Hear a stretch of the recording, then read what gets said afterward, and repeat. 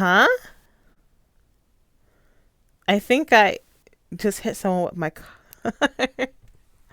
And we're back again to play some games. We're back with Mayday Memory, and last time, well, first of all, Jeff got scammed out of all his money. But what happened? I don't know what Jeff talked to us about, but after that conversation, um, I went to hang out with hansol because he got drunk, and he was actually telling us that he was actually really lonely and how he wished he could be more friendly with us, I guess. And we tried to get him to tell us about his history with the memory marking and why everybody knows him. So before we start, make sure you like, comment, subscribe, follow me on my social media. It's always in the description below, and we can get started. Let's go. Oh, I only have 900 gems. Whatever. What are you going to do? Have you changed your mind? I think I might have. As you say, I will at least stick around this case until the end, since she seems to have changed her mind about getting her memories back. Why do you care so much about her memories? You can't even tell me what happened to you. Sorry, I have a loose tongue. Huh? That's not fair. In a half-conscious state, I managed to hear Jeff and hansol speaking. I didn't intend to eavesdrop, but at a certain point, I felt like they were talking about me, so I couldn't help but listen. Understandable. Is it really none of your business if they're talking about you? Isn't it kind of your business now? What are they talking about? My body betrayed me as my eyelids started to droop, forcing me into sleep. So tired. Well, I opened my eyes again. hansol had already left to meet up with Jeff. In the office only, Sid and I remained. Did you wake up? hansol went over that way. Yeah, but is there something I haven't told him yet? Confess my feelings? About what? Apologize. Actually, there's something I want to tell you. I'm sorry about what happened at the temple. You were right in the end. After all, I know nothing about your past. I'd only known Sid for about 3 years. I assumed I knew everything and was out of line. I got embarrassed. It's fine, it's fine. Have we made up about that already? Don't worry about that anymore. Let bygones be bygones. Talking about the temple, it's not like I didn't make any mistakes. Even though you were a little bit worse. Anyhow, that's all you want to say? Yeah? I didn't mean to pry, but there's one more thing I want to ask you about your past. I wanted to ask more about Sid's past and that Eugene woman. No, I'm not talking about that. That we can talk about later. Another time. There was not much to do about it, seeing how Sid suddenly became serious and defensive. Seriously? That's it? What in the world do you want me to say? No, I mean, that stuff. You know? I don't know. Excuse me, Sid. I have no clue exactly what you're talking about. Anyway, Jeff said I had to ask Elaine more about that Adrian character. I turned on the screen to call Elaine.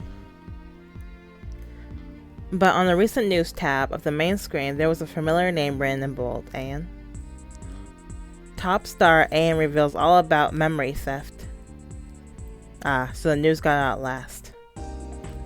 It seems like Elaine was doing all she could to stop it from happening, but I guess it was inevitable. Especially since he's not your average run-of-the-mill celebrity. Shouldn't you be contacting Elaine anyway? I was just about to. After listening to the dial tone for a longer time than usual, we finally heard Elaine's voice. Hello? Dell? Elaine! I just saw the news about Anne.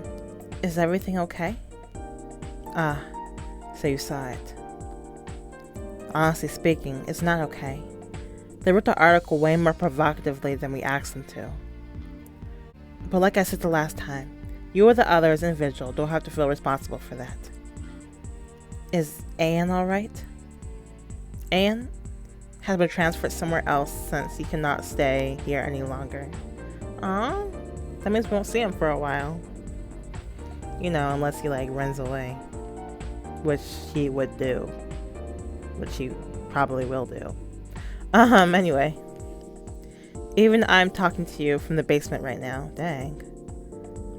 But Anne is in a safe place, so you don't have to worry about him. However, I'm not sure for how long he'll remain safe. Elaine told us not to worry, but that was easier said than done. I'm worried about both Anne and Elaine, especially Anne. Dell, you'll find my memories, right? Since he said that to me. If that's the case, the only thing we can do, like Elaine has said from the start, is to find Anne's memory ASAP. Elaine, I have something to ask you. I saw the contents of the chip that you said reconstructed your memories. But there was someone who made me a bit uncomfortable. The person named Adrian. The guy who was switched with Anne during the blackout. What happened to him? Do you know by chance? Elaine answered without changing her expression even a bit. I'm sorry to say I don't know either. You probably know if you looked into the memory chip. Adrian left Anne's house a long time ago. I don't think anyone knows where he went after that. But then, if there's anyone else who knew him or anything else about him you could tell me. There's nothing. Elaine, I need you to tell me everything. No hiding nothing. It was an overly firm reply.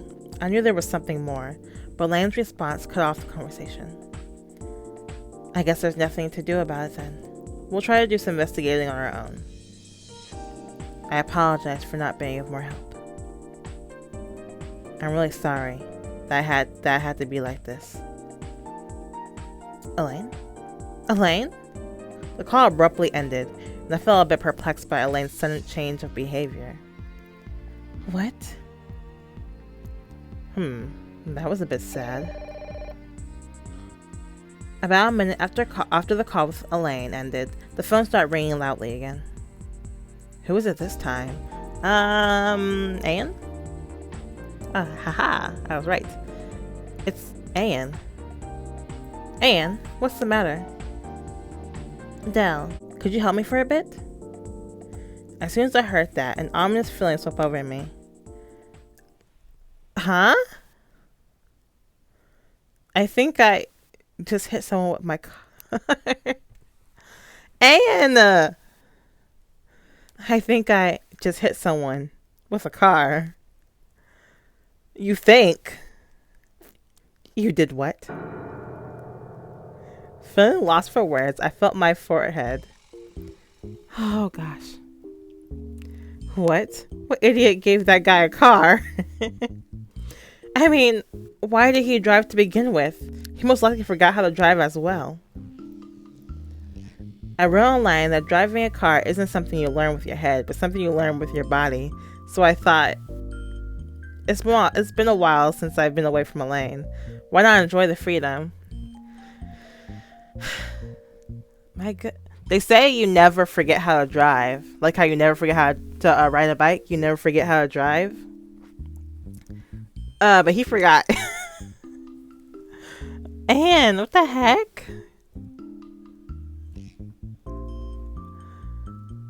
Gosh. Honestly, this is something Mama would do too.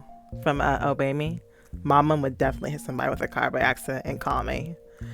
And call me afterwards, right afterwards. It's been a while since I've been from Elaine, so why not enjoy the freedom? I gotta scold him. He hit somebody with a car. And there's a place for people who think they can do whatever they want for the sake of freedom. Do you want to go there? Really? Sounds cool. I'm in. Where is it? It's called prison. Dell, your reactions are why I don't feel bad even if you scold me. It actually makes me feel better. This guy gets weirder and weirder every day. I hope it's not because of me. Anyway, where are you now? I'm close by, at the street just in front of the vigil office. Please come quickly. Who did you hit? I mean, why are you making a mess in front of someone's office? It's a relief that even though I did hit them, I haven't ran them over yet. Phew, yet. Relief? Sid, let's go down quick. Sid and I went out front. Just as Anne said, there was an expensive looking white car parked there. Dell, over here. Come quickly. Who did you hit? Anne was waving frantically at the bottom of the stairs. Next to him was something red, spread all over the road. Oh god, oh god, oh god. What have you done? You really hit someone. Hey, you stay there. Don't think you'll get off easy just because you're a client. Jumping over the fencing, we landed at the bottom of the stairs just beside where Anne was standing. Anne, this time you've done it for real. Did you call an ambulance? I didn't. I just called someone else here. You didn't even call an ambulance? This blood. All this blood. Wait, blood? It was that moment I realized the ground wasn't even wet. And there was a strange scent in the air. It was rose petals? Blood rose petals? Blood red rose petals? The man was lying down in the middle of the rose petals, looking like the Sleeping Beauty. He even looked like he was in a good mood. Looks like the bouquet of roses he was holding went all over the road. There wasn't even a drop of blood anywhere. You had us real worried for a moment, you little. Sid, having lost his temper, was shaking the lying man by his collar. Hey, he was still hit by the car. What are you doing? By then, a huge truck stopped just next to us. Who ordered a bouquet of 100 roses? Here you go. 100 roses? Thank you. Have a nice afternoon. Anne awkwardly tried to cover the bouquet with his jacket while happily thanking the delivery driver.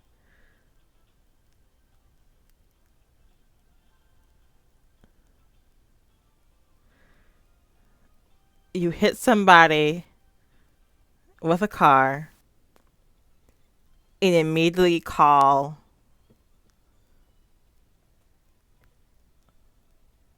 a flower company to deliver some flowers. And after that, you call me. And you called a florist. Yes, as a token of apology, I brought him a new bouquet. But what if he was dead? What if he was dead? What if he is dead? As a token of apology, I brought him a new bouquet. As you can see, it doesn't look like an ambulance will be needed. But you told us to come quickly in a really worrying manner. That's because you were being frantic and I just responded as such. I am that good at empathy, you see. Hearing Anne, no, that's more like a sociopath. Hearing Anne's explanation, Sid instantly grabbed his collar instead. This time I didn't intervene. It was this is just ridiculous. Anne. This is ridiculous. Anne.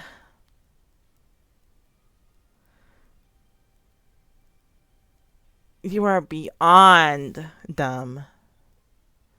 It was at that point I looked at the lying man's face and got a feeling of deja vu.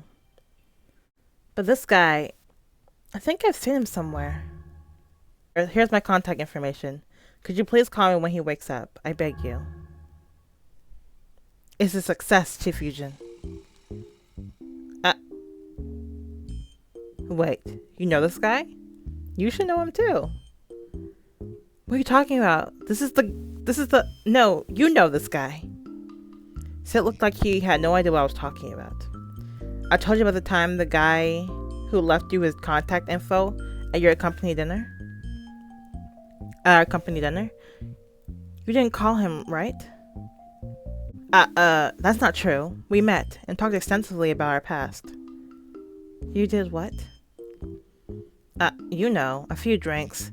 Talk crap about our old bosses. Watch some pictures of his 5-month-old baby. Huh?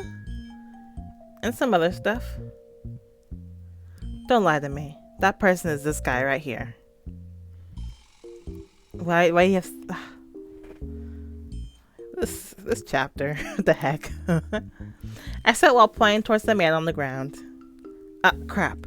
That's what you meant. What do you think I meant? A faint voice could be heard from the lips of the man lying on the ground. I am not married, though. Shush! You can still have a kid even if you aren't married, you know. Play along, will you?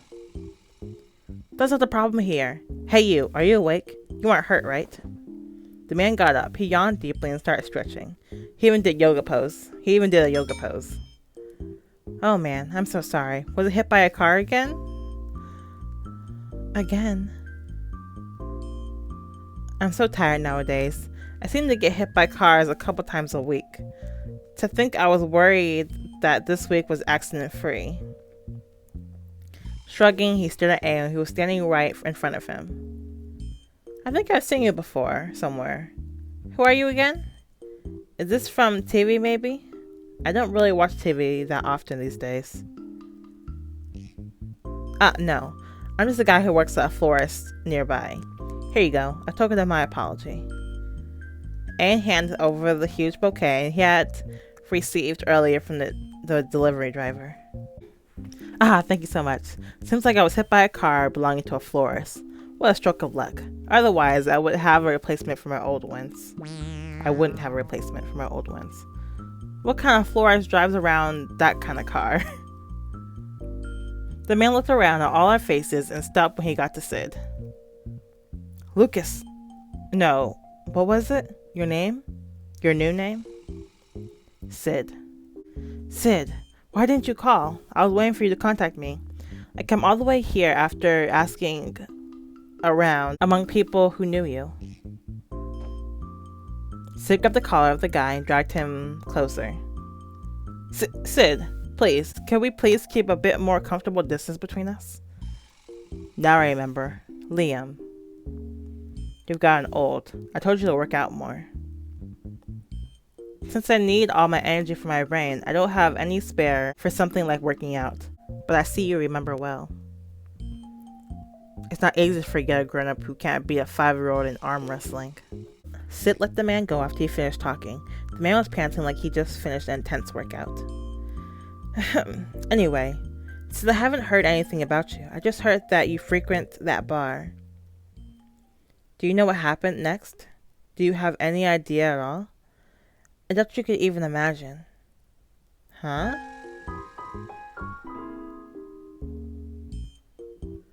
This chapter is ridiculous. What the heck is going on? I am officially seeing the owner of that bar. Thank you, Sid. I've always been fond of you. I'm gonna propose tonight with these roses. Wow, congratulations. Whoa, you're becoming a married man soon? Irritated, Sid frowned and moved his hand as if he was trying to wave away a fly. Old man, I don't know why you want to see me, but I have changed my name, have no interest at all in anything to do with my past. Hey, at least hear him out. Sid stopped talking, looking as if he realized something. Hesitating a bit, he said, However, if Eugene wants to see me, tell her I'm not. For a moment, a sad, painful expression could be seen on the man's face. Sid, Eugene is dead. It was a long time ago. They say it was a chronic illness. I wanted to tell you right away, but since I didn't know if you were even still alive, I'm sorry. But seeing you all grown up and healthy like this, it's like a weight has been lifted. Eugene would have been happy too. That's a lie. How could Eugene die with her stubbornness? Even age shouldn't have been able to stop her. How can a person like that die so easily? Eugene. Sid, Eugene was just human too. Sid's hands were shaking. It must have been a huge shock to him. Was it that he secretly wanted to meet Eugene? The reason I wanted to meet you was to tell you that.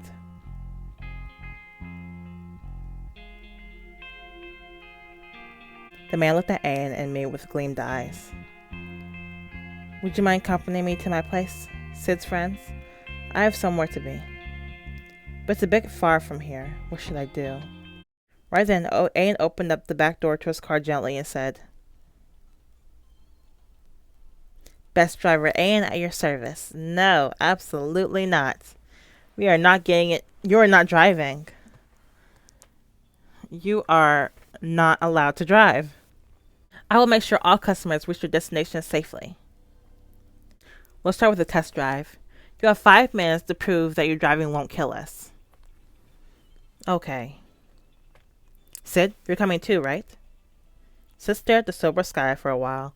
With both hands covering his face, he muttered, There's no other option. 30 minutes later. What kind of place is this? Sid grabbed Anne by his collar, but shortly afterward, he sank down, dropping with sweat. Is this some kind of new torture? In 5 minutes, you lost the right to call this driving. Just a moment ago, in the steep curve, you saw the Grim Reaper too, right? Right? I'm sure I saw it. I'm sorry. I should have handed over the driving to someone else. Yes. Hell, man, wake up. Oh dear. I must have fallen asleep. Are we there yet? You slept through that? Oh Lord. How did you manage to fall asleep in the middle of that? After getting out of the car, we stood right in front of a strange looking building. This is a daycare, isn't it? Nowadays, that's true. It used to be Eugene's lab. While speaking, the man looked around, touching the ground as he walked around the place. While leaving this place, Eugene buried something here somewhere. Research materials? Not at all. All things related to the research were promptly destroyed by the police. He kept searching the vicinity of the daycare before sitting down behind the right wall.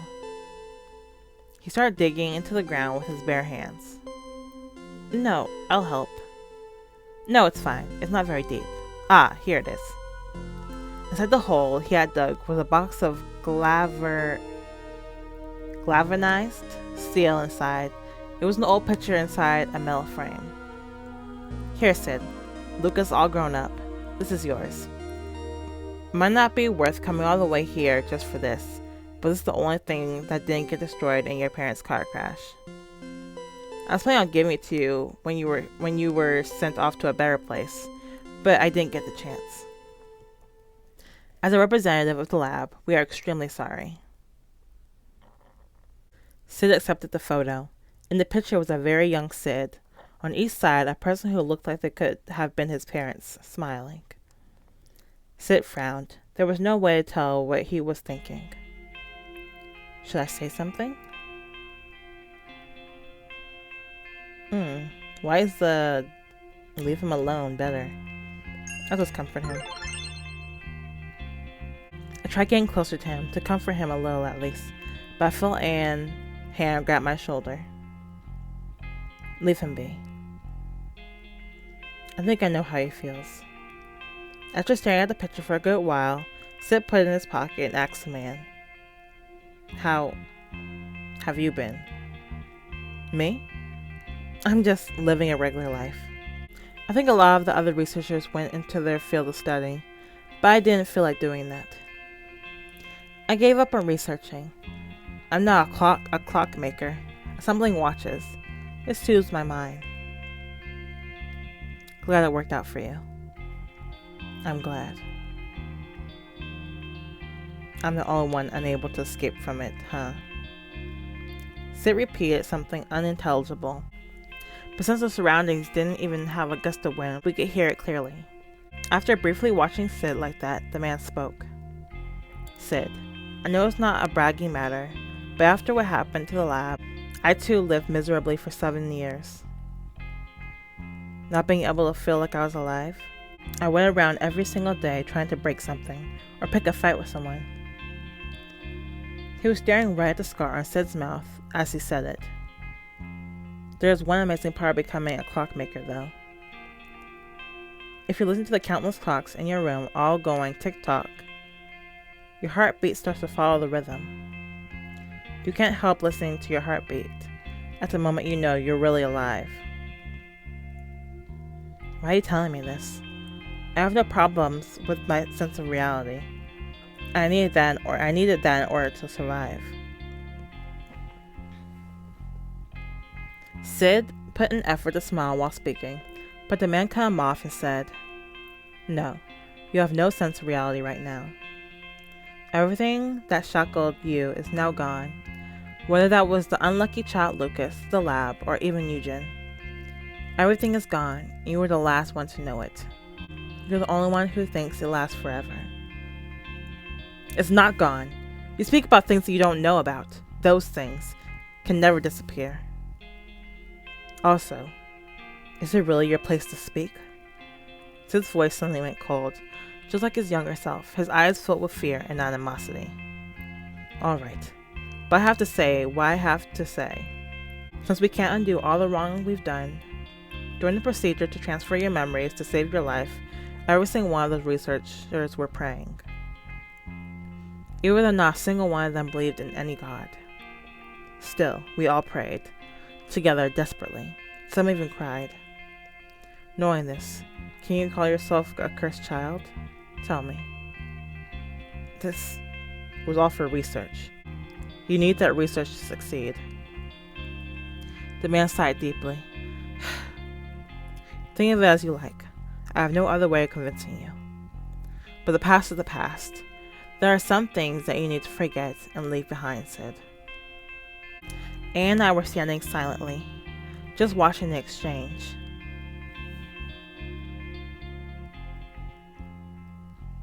While they were arguing about what was right and wrong about the past, we just stood there looking like a pair of strangers because we knew nothing about it. I know that feeling like this is silly, but it made me feel kinda bitter. Why are you just standing there? How about yourself? That's your friend over there. But I have nothing to say. Same here.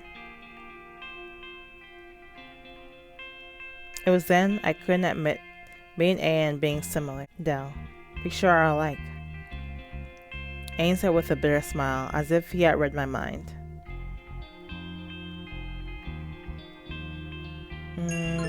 Check how he feels? You're not crying, are you? Oh my, are you worrying about me? I mean, you did say you were an empath. You can say that. I'm worried. So don't make me tear up. And as if he was a bit embarrassed, the man was scratching his head towards me. Sid was frozen on the spot, as still as a rock. I apologize for raising my voice. Since I've said everything I wanted, I better be on my way. I hesitated a bit to ask the question I wanted to ask earlier. Hey, did Eugene happen to have a family? Good question. Did he have a son? The man sighed and explained. I heard she had a son. Together with some of the other researchers, we looked everywhere to try to find him, but we didn't manage to find him. He might not even still be alive. I see. Right then, the man nosed my wrist. He pointed towards my watch. It looks like your watch has stopped. Do you want me to give it a look over? This thing? I don't think it can be fixed. I've gone to multiple places, but everyone said there's nothing wrong with the parts. But they said that the power source is missing. Power source. For some reason, it felt weird saying that out loud. Is that so? But if you still keep wearing it, I take it you haven't found a suitable replacement. Anyways, I hope you find one. Take good care of Sid for me. I'm leaving now, Sid. Sid did not reply. Right. Thank you. The man took off, and we made our way back to the office. On the way back, none of us said a single word. I hope I hope Anne's not driving us back. So that chapter was literally everywhere. It started off ridiculous, completely ridiculous, and then we slowly went to seriousness towards the end. So Eugene, yeah, Anne is definitely Eugene's son. It has to be. He has to be. Sid, poor Sid. Poor everybody. Everybody's just sad. Dell's sad. Anne's sad. Elaine's sad. Sid's sad. The only person that's having fun is Jeff. I don't know. Hansol's sad. Gosh. Thank you for watching. Make sure you like, comment, subscribe. Follow me on all my social media. It's always in the description below. And I'll see you guys later. Bye bye.